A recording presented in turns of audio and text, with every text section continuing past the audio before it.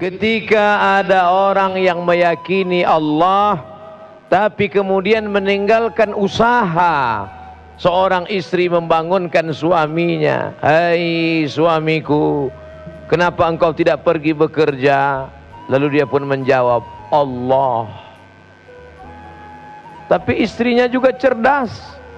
Begitu siang datang, perut mulai lapar, cacing keroncongan, dan dia buka tudung saji, hanyut terapung, yang terlihat hanyalah kosong. Lalu kemudian suami marah, "Hai istriku, kenapa tidak masak?" Allah, betapa engkau sudah melecehkan Allah. Kenapa? Karena Allah tidak menyuruh engkau berpangku tangan. Harus ada usaha. Orang yang hanya berusaha tapi tidak mau berdoa, sombong. Berdoa saja, tidak mau berusaha, pesong, gila. Oleh sebab itu Islam mengajarkan ikhtiar, seimbang antara usaha dan doa. Jangan sampai Indonesia, negeri yang kita cintai, yang ketika pesawat akan mendarat, semua memuji kagum hijau, untayan zamrud katulistiwa, gemah ripah loh jenawi, tongkat dan batu jadi tanaman. Hebat, luar biasa. Tapi kalau kita tidak berusaha bangkit, Indonesia akan tertinggal dengan negara-negara lain. Kita harus bangkit, kita harus bangkit. Siap untuk bangkit? Maka masa depan cerah ada di hadapan kita. Tapi harus ada usaha. Ambil bambu, pasang tali pancing, pasang mata kail pancing, letakkan umpannya, kau tegakkan, kau tancapkan di tepi sungai, di tepi kolam, di tepi laut. Itu urusanmu. Masalah mendatangkan ikannya itu urusan Allah. Ini sekarang banyak anak muda ketika ditanya, "Kenapa tidak pasang pancing?" Ya kalau ada ikannya, kalau tidak, ikan urusan Allah.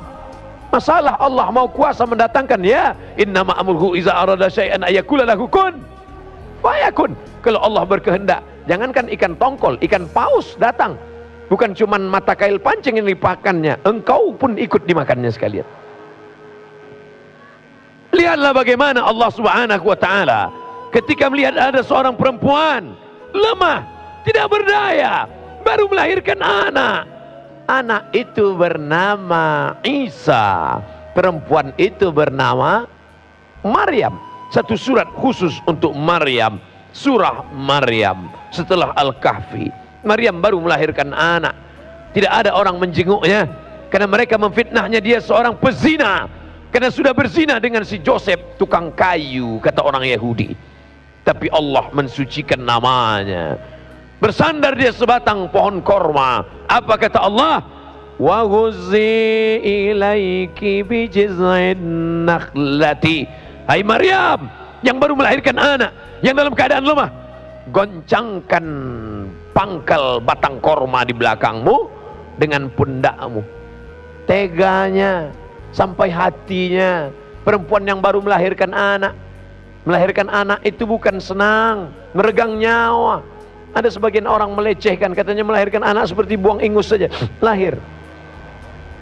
Nanti kalau ku ceritakan bagaimana sakitnya melahirkan anak, pasti kalian tidak percaya. Macam tahu aja Ustaz itu. Sakit, lemah. Tapi apa kata Allah? Goncangkan pangkal batang korma yang ada di belakangmu. Tusaqit alaiki rutaban janiyya. Akan gugur buah korma.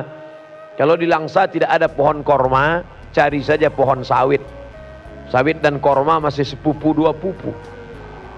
Pulang dari sini, dekati pohon sawit, 5 laki-laki yang gagah perkasa, tolong kau goncang. Kira-kira berondolnya jatuh atau tidak? Tidak. Kenapa Allah memerintahkan Maryam untuk menggoncangkan batang pohon korma? Allah ingin mengajarkan ada usaha. Apa yang terjadi?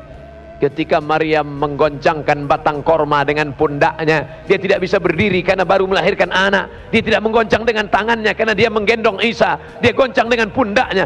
korma itu pun jatuh atas kuasa Allah. Padahal kalau Allah mau, jangankan buah korma, innama amruhu iza arada syai'an ayakula lahu kun fayakun, batang kormanya tumbang sekalian.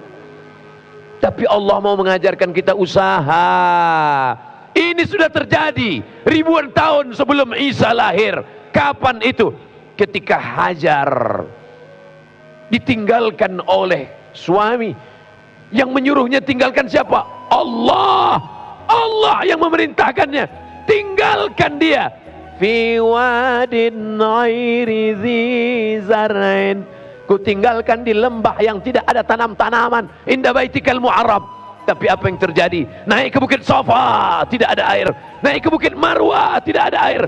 Ternyata air bukan datang di bukit Safa, bukan muncrat di bukit Marwah, tapi air itu datang dari tumit anak kecil yang belum pandai berjalan. Zamzami, Zamzami, hai air Zamzam, keluarlah. Air itu diminum 3000 tahun lamanya.